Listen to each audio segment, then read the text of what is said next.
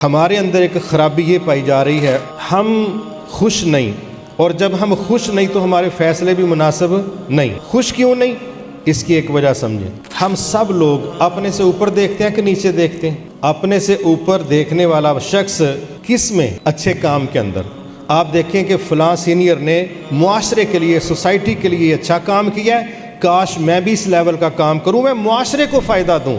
तो जो मुआशरे के लिए मुफीद होने के लिए अपने से ऊपर देखेगा, ये उसकी मोटिवेशन है। लेकिन अगर लिविंग स्टैंडर्ड के नाम पर अपने से ऊपर देखेगा तो उसकी मुंह से ठंडी आह निकलेगी और वह यही कहेगा कि हमारी ज़िंदगी की कोई हैसियत नहीं। लेकिन हमें यहाँ पर नबी सल्लल्लाहु अलैहि वसल्लम ने क्या नसीहत की थी? रिलैक्स रहने के लिए फरमाया, उन्जुरु इला मन हुवा अस्फला मिनकुम वला तंजुरु इला मन हुवा फौकाकुम फहुवा अजदरु अल्लाह तजदरु निअमतल्लाहि अलैकुम।